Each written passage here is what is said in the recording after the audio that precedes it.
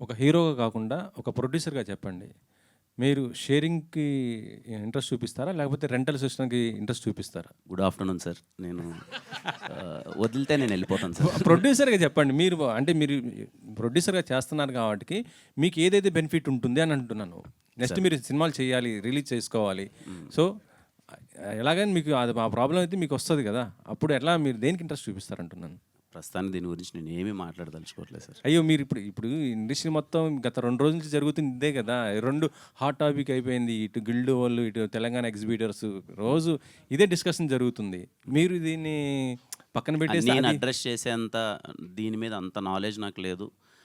అంటే ఇది చాలా పెద్దవాళ్ళు డిస్కస్ చేసే ఒక థింగ్. నేను ఏదో వెరీ స్మాల్ స్టెప్ సార్. నేను దాని మీద నన్ను ప్రొడ్యూసర్‌గా అని అనడం, దీంట్లోకి లాగడం కూడా అంటే అడగడం కూడా కరెక్ట్ కాదు. సో, నేను ఆన్సర్ చేయలేను సార్. ఓకే. శ్రీనివాస్ గారు. తిమ్మరాజుపల్లి టీవీ అంటే యాక్చువల్లీ చెప్పాలంటే సినిమా రిలీజ్ అయిన ఎమ్మటే ఇటు పైరసీ జరిగిపోతున్న పరిస్థితి ఉంది.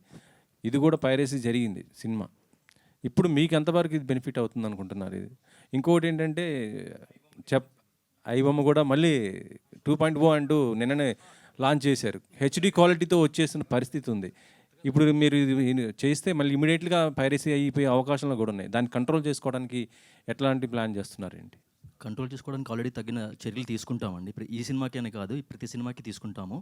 బై డిఫాల్ట్ సినిమా పైరసీ వస్తుందా లేదా అనేది పక్కన పెట్టి, ర్ వస్తే ఏం చేయాలి అనేది ముందే మాకు సెపరేట్ ఏజెంట్స్ ఉంటారు, ఆఫీసర్స్ ఉంటారు, యాంటీ పైరసీ సెల్స్ ఉంటాయి.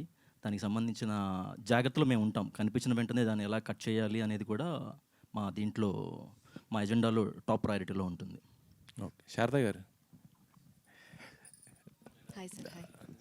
ఈ సినిమాతో మీకు మంచి పేరు వచ్చింది. నెక్స్ట్ ప్రాజెక్ట్స్ కూడా చేస్తున్నారు అంటున్నారు కదా! తెలుగు ప్రాజెక్ట్స్ అయినా లేకపోతే అదర్ లాంగ్వేజెస్? అంటే ఆడిషన్స్ ఇచ్చాను సార్. రెస్పాన్స్ కోసం వెయిట్ చేస్తున్నాను. అంటే కన్ఫర్మేషన్ లేకుండా మనం ఏం చెప్పలేము కదా సార్. తెలుగులో నుంచి ఇంకేమీ రాలేదు? తెలుగులో కూడా ఆడిషన్ చేశాను. ఆడిషన్స్ ఇచ్చారు. Okay. Thank you. Sir Kiran గారు. అన్న సార్ ఏం లేదు, సినిమా నచ్చిన వాళ్ళు నేను ఉన్నాను. బాగా నచ్చింది. మంచి రూటెడ్ సినిమా. ఒక చిన్న ఫీల్ ఉంటుంది. ఇందాక మీరు చెప్పారు, సమాధానం కూడా చెప్పేశారు దానికి. థియేటర్కి అంత పెద్దగా రాలేదు అని. బట్ ఏమన్నా ఫీల్ అవుతుంది, ఎందుకంటే మలయాళంలో ఇటువంటి రూటెడ్ సినిమాలు తీసి పెద్ద బ్లాక్ బస్టర్స్ కొట్టారు. మీరు కూడా గతంలో చెప్పారు, ఇది అక్కడ రిలీజ్ చేసి ఇక్కడ రిలీజ్ చేసే బాగుంటుంది అన్నట్టుగా చెప్పారు. నిజంగా ఇదే సినిమా మలయాళం మార్కేసుకుని ఇక్కడికి వచ్చి ఉంటే 100 కోట్ల సినిమా ఇది. అంత వర్తుబుల్ ఉంది సినిమాలో, అంత మంచి cinema. Thank you so much. అందరూ చాలా బాగా చేశారు.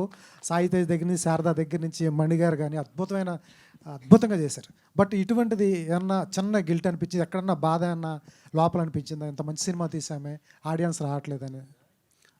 ఖచ్చితంగా అనిపిస్తుంది సార్. అంటే బాధ అనే దానికన్నా మోర్ ఆఫ్ ఒక చిన్న ఒక స్మాల్ బడ్జెట్లో మంచి ప్రయత్నం అయితే చేశారు. చాలా న్యాచురల్ పర్ఫార్మెన్స్ ఇచ్చారు. మీరు లొకేషన్ చూస్తే కానీ చాలా అథెంటిక్గా ఉంటాయి. చాలా బాగా మంచి ఎఫర్ట్స్ పెట్టారు. మన వాళ్ళు అందరూ వచ్చి చూసి థియేటర్లో చూసి ఎంకరేజ్ చేస్తే ఇలాంటి కథల్ని మళ్ళీ రేపు ఎవరైనా ఫిల్మ్ మేకర్స్ ఫస్ట్ సినిమా